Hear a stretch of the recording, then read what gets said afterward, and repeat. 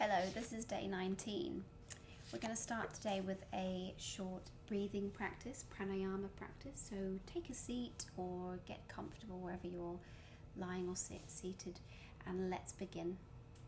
Roll the shoulders up, roll them back and down a couple times. Shuffle around if you are lying on your bed. Make sure that you take a couple of reset breaths and just pay attention, pay some kind attention to your body for a few moments, just bringing yourself into a comfortable position. You can bring a hand onto your belly if you like, and a hand onto your chest if you want to really feel the wave of the breath. We're simply going to practice an abdominal breath.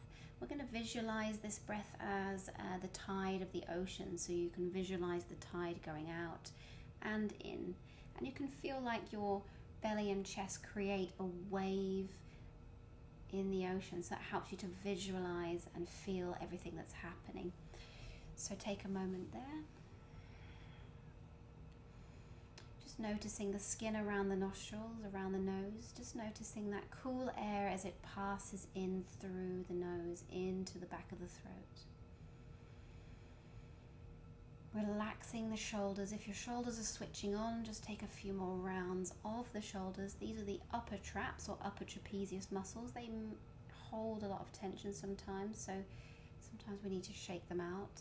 And then send that next breath really deep and let the belly take over. Belly expands and as the diaphragm moves down, and then when you breathe out, back in. So the first step is to breathe in through the nose, let the belly rise a little bit, and then at the end, the top of the lungs fill up and your chest comes out. Breathing out, the belly goes in first, followed by the chest. So visualizing like the tide comes in, the belly goes out, chest goes out, and the tide goes out, belly in, chest in.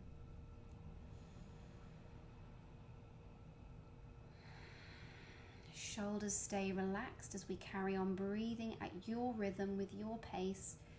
Belly first, chest second. Belly first, chest second on the exhale.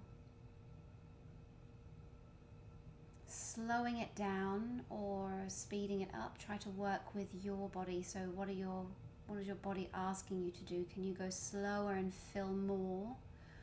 Or do you need to just go a little bit less slow?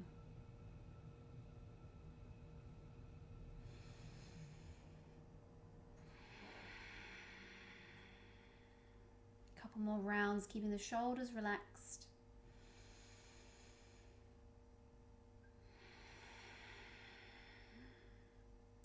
Try adding a little pause now at the very top of your inhale, pausing for a moment with the lungs, the belly, the chest expanded, just pausing there comfortably, and release when you're ready. Last round, just filling the lungs, pouring that glass of water. Water goes down to the bottom of the glass, i.e. the belly, filling up through the top of the glass, which is up here in the chest. Release.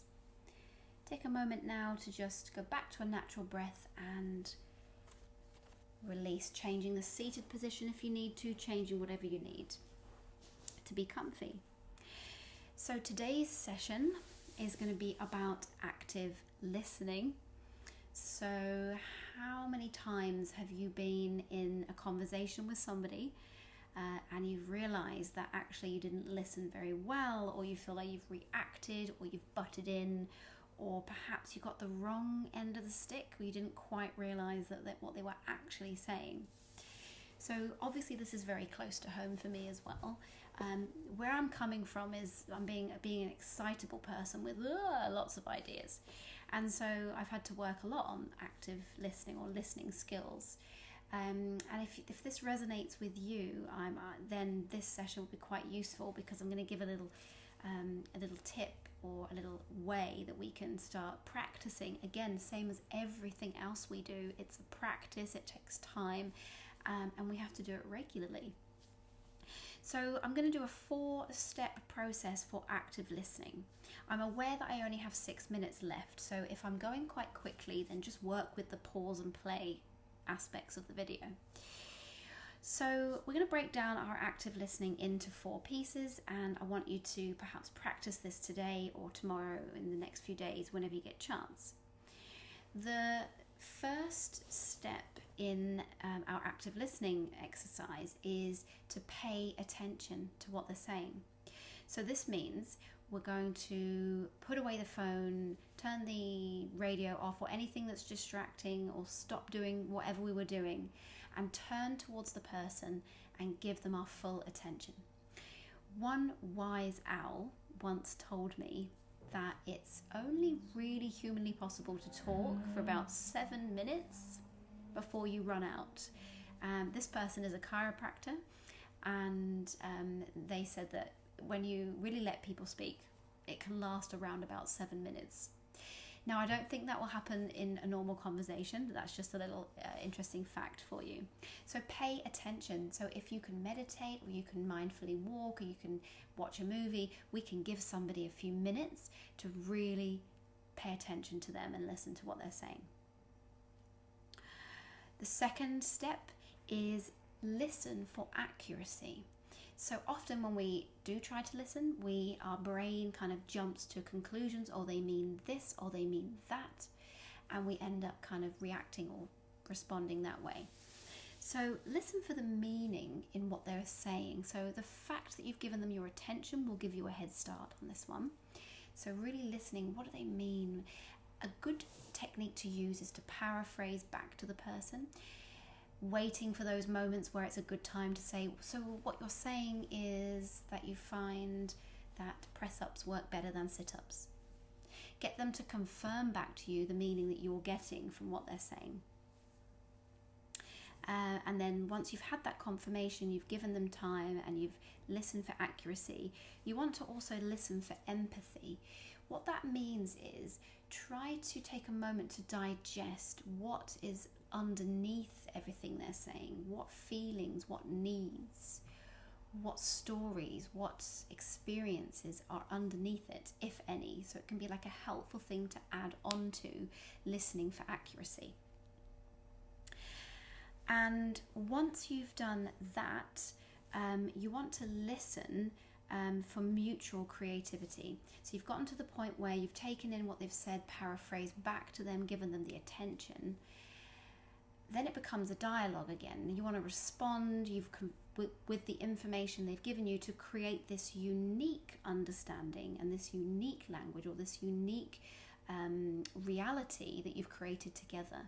So you're using the first 3 steps to then become kind of this unique dialogue together to reach mutual understanding of a situation or of a subject. So number 1, paying attention. Number 2, listen for accuracy, paraphrase. Number 3, listen for empathy. And number 4, listen for mutual creativity. I challenge you to try this today. If not today, tomorrow, or if not then whenever you get the chance. It's interesting once you start practicing this, and I look back at some of my previous disagreements or difficult conversations, or even perhaps just talking with people in the past, and I remember being really jumpy and jumping in a lot. And if I can change that, I'm sure anybody can, because we can rewire this noggin, and we know that's possible. So if that's something that speaks to you, have a go and practice. It's been really a pleasure to do today's class, and I will see you for day 20 tomorrow.